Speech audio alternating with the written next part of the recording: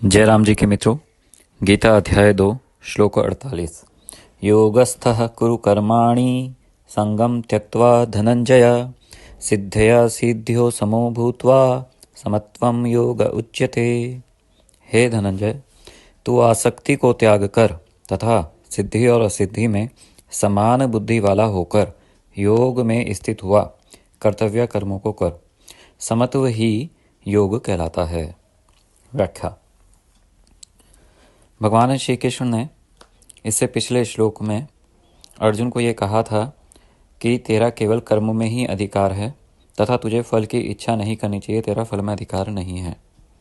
माँ कर्म फल हेतुर्भुर्मा ते संगोत्सव कर्मणि, और तेरे को कर्म फल के हेतु इच्छा नहीं करनी चाहिए, आसक्ति को त्याग करके कर्म में लगना चाहिए। तो यही बात भगवान श्री कृष्ण और भी समझाते हुए 48वें श्लोक में कहते हैं, हे धनंजय, तुम योग में स्थित होकर केवल ईश्वर के लिए कर्म करो। कैसे करो? संगम त्यक्त्वा धनंजय। संगम अर्थात आसक्ति, आसक्ति को त्याग कर हे धनंजय। आसक्ति क्या है? किसी भी प्रकार की मन में आशा रखना, इच्छा रखना, आकांक्षा रखना ही आसक्ति है कि मुझे ये प्राप्त हो जाए। तो ईश्वर की प्रीति अर्थ कार्य करना भी वास्तव में आसक्ति है। तो ईश्वर मुझ पर प्रसन्न हो, ऐसी आशा रूप आसक्ति को भी भक्त को छोड़ देना चाहिए, तभी उसका वास्तविक आध्यात्मिक स्तर आ पाता है आत्म तत्व का। तो भगवान श्री कृष्ण आगे ये बोलते हैं, सिद्धि असिद्धियों समो भूत्वा। सिद्धि और असिद्धि में समान हो करके। तो सिद्धि क्या है? सिद्धि का अर्थ यहाँ हम ले सकते हैं सफलता। असिद्धि है असफलता।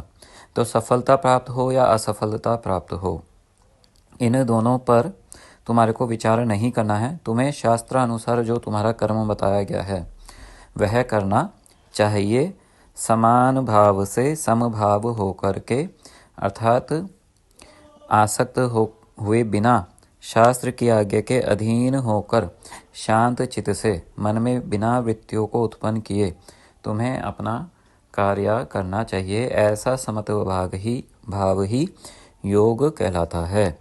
तो क्या बोलते हैं आद्य शंकराचार्य जी, फल तृष्णा शून्येन क्रियमाणे कर्मणि सत्व शुद्धिजा ज्ञान प्राप्ति लक्षणा सिद्धि तद्विपर्ययजा असिद्धि तयो सिद्ध्या सिद्ध्यो अपि समा तुल्यो भूत्वा कुरु कर्माणि।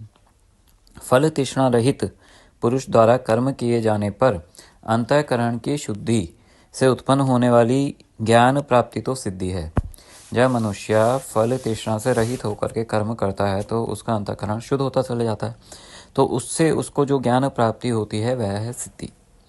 और यदि वो ऐसा अपना हृदय को शुद्ध नहीं कर पाता तो उसे ईश्वर की प्राप्ति नहीं हो पाती है, परमात्मा तत्व की प्राप्ति नहीं होती, आत्मस्वरूप में परमात्मा तत्व का बोध उसको नहीं हो पाता है। तो जब नहीं हो पाता है तो यह है असिद्धि। तो इस प्रकार की सिद्धि असिद्धि में भी समान भाव रखना है, दोनों को तुल्य समझकर ही, बराबर समझकर ही कर्म करना है। तो भगवान श्री कृष्ण आगे क्या बोले? कहा असौ योगो यत्रस्था कुरु इति उक्तम इदम एव तत् सिद्ध्य सिद्ध्यो समत्वम योग उच्यते। वह कौन सा योग है जिसमें स्थित होकर कर्म करने के लिए कहा है? यही जो सिद्धि और असिद्धि में समत्व है। हे अर्जुन, यही जो समभाव है इसी को योग कहते हैं। तो वाल्मीकि रामायण में इस योग का बहुत एक ऊंचा प्रसंग आता है। जब भगवान श्री राम को वनवास हो जाता है, जब उन्हें राज्य मिलने वाला था, जब राज्य सिंहासन में वो प्रतिष्ठित होने वाले थे, उनका अभिषेक होने वाला था, उसी क्षण में उनको वनवास मिल जाता है। तो भगवान श्री राम के चेहरे में कोई भाव में, भंगिमा में कोई अंतर नहीं आता है। इससे हमें ये दिखता है कि भगवान श्री राम समत्वम योग उच्यते, इस योग की डेफिनेशन को अपने जीवन में अंगीकार किए हुए थे। जब राज्य मिल रहा था तो शांत थे, और जब राज्य जा रहा है तो शांत हैं। तो ऐसे भगवान श्री राम इस श्लोक को अपने जीवन में उतारते हुए हमारे को दिखते हैं। हरिओम।